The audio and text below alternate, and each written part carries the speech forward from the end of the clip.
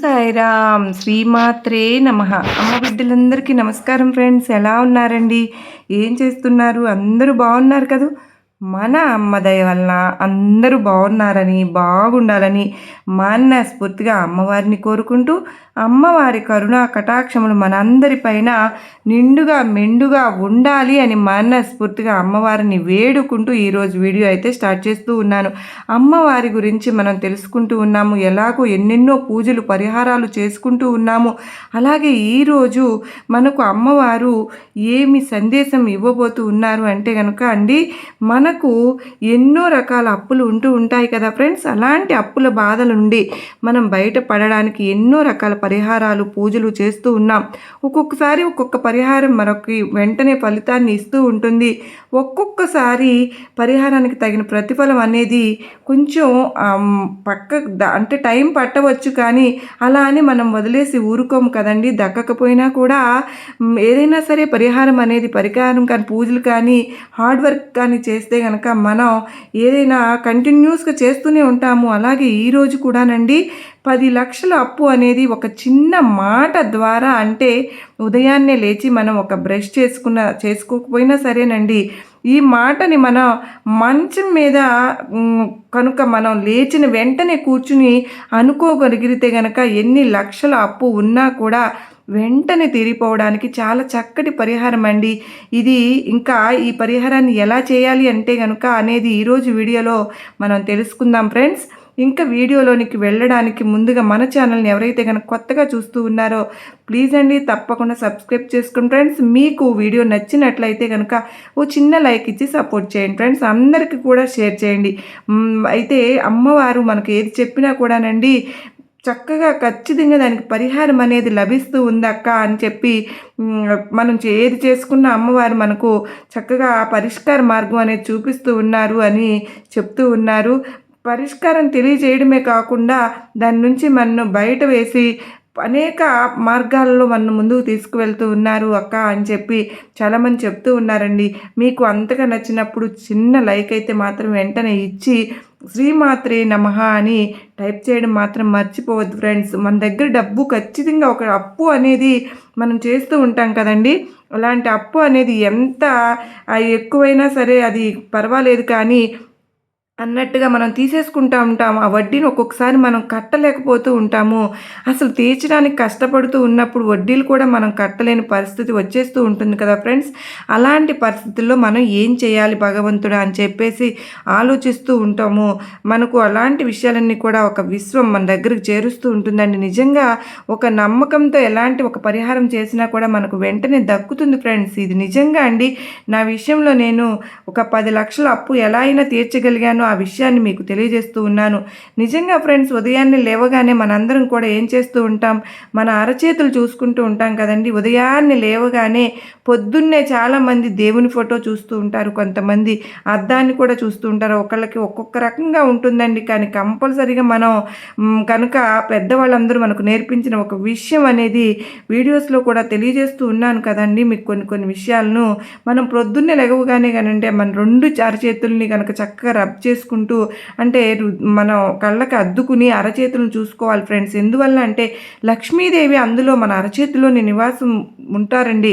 కనుక ముగ్గురు లక్ష్ములు కూడా, అంటే లక్ష్మీదేవి, పార్వతి, సరస్వతి ముగ్గురు దేవతలు కూడా అరచేతుల్లో ఉంటారు. కనుక అరచేతిని చూసుకుంటూ మనం ఎన్నో రకాల పరిహారాలు తెలియజేసుకుంటూ, ఎందుకంటే ఇంతవరకు కూడా మనం కనకదుర్గమ్మ వారిని గురించి మనం తెలుసుకున్నాము. మంత్రాన్ని అరచేతులకు చూసుకుంటూ అనుకుని గనక మనం తలుచుకుని అమ్మవారిని ప్రయోజనాన్ని పొందిన వాళ్ళు ఎంతోమంది ఉన్నారండి. వజ్రఘోషం అంటే అమ్మవారి వాహనం పేరండి, అంటే సింహవాహనం పేరు అమ్మవారు. అలా అనుకునే కదా వాళ్ళు. కానీ లేదంటే కనుక ఓం శ్రీం అనుకునే వాళ్ళు కానీ అరచేతులను చూసుకుంటూ అలాగే ఎంతోమంది మంచి మంచి పరిహారాలు చేస్తూ ప్రతిఫలాన్ని పొందుతూ ఉన్నారు. అలాగే ఈరోజు చూడబోయే ఈ వీడియోలో మనకు చెప్పిన మాట ఏంటి అంటే, నిజంగా నాకు ఒక 10 లక్షలు అప్పును నేను రోజు కూడా ఉదయం లేవగానే అరచేతులను కళ్ళకు కళ్ళకు అద్దుకుంటూ మనం మనకి ఇష్టదేవమైన మన సాయినాథుని కానీ మన కనకదుర్గమ్మ వారిని కానీ తలుచుకుంటూ ఉంటాం.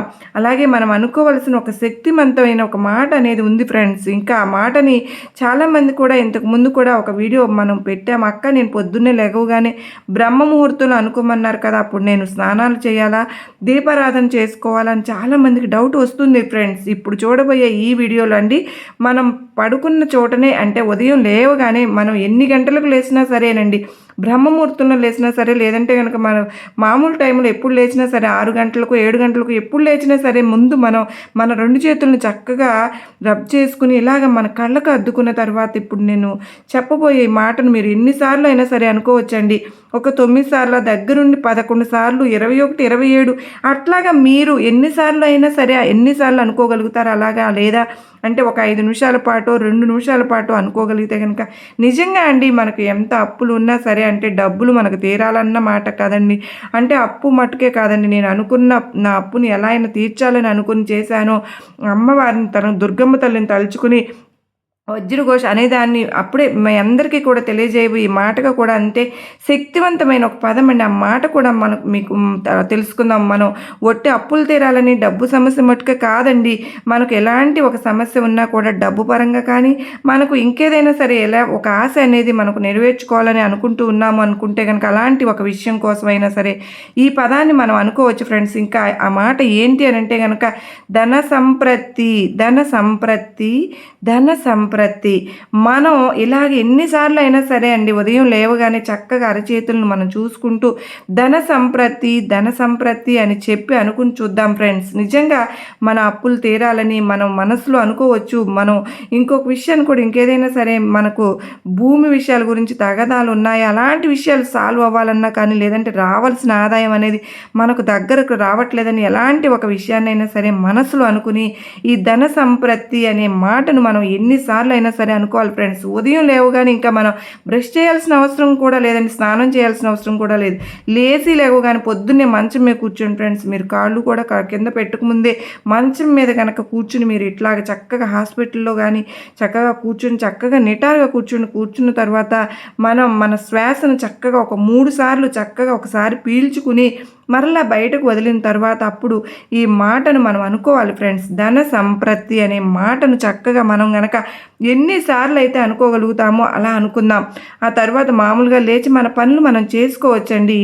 ఇలా మనం రెగ్యులర్గా కూడా ఇన్ని రోజులు అనుకోవాలి, అన్ని రోజులు అనుకుని ఆ విధంగా మర్చిపోకుండా రెగ్యులర్గా మనం గనక చక్కగా రోజు అనుకున్న తర్వాత ఈరోజు లెగుస్తున్నాను అని అనుకుని చూడండి ఫ్రెండ్స్.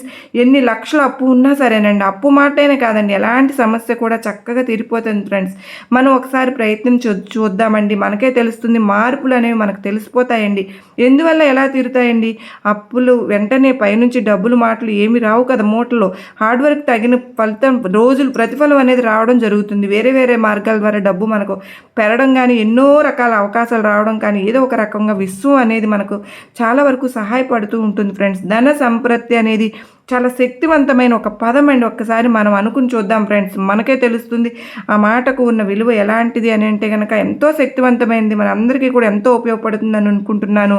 మరి మనకు ఈ అమ్మవారిని తలుచుకుంటూ మనం కనుక ఈ విధంగా చేయగలిగినట్టయితే మనకు అమ్మవారి అనుగ్రహం ఖచ్చితంగా మనకు లభిస్తుందండి.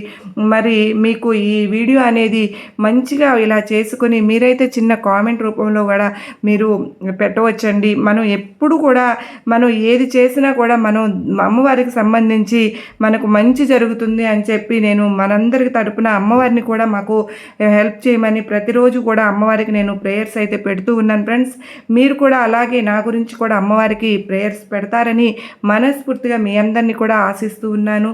తప్పకుండా మనందరం కలిసి అమ్మవారికి ఈ విధంగా చేసి అమ్మవారి అనుగ్రహం, కృపా, కరుణ, కటాక్షాలు పొందాలని మనస్ఫూర్తిగా అమ్మవారిని మరొకసారి వేడుకుంటూ అందరికీ నమస్కారం అండి. ఓం సాయిరాం. శ్రీమాత్రే నమః. సర్వే జనా సుఖినో భవంతు.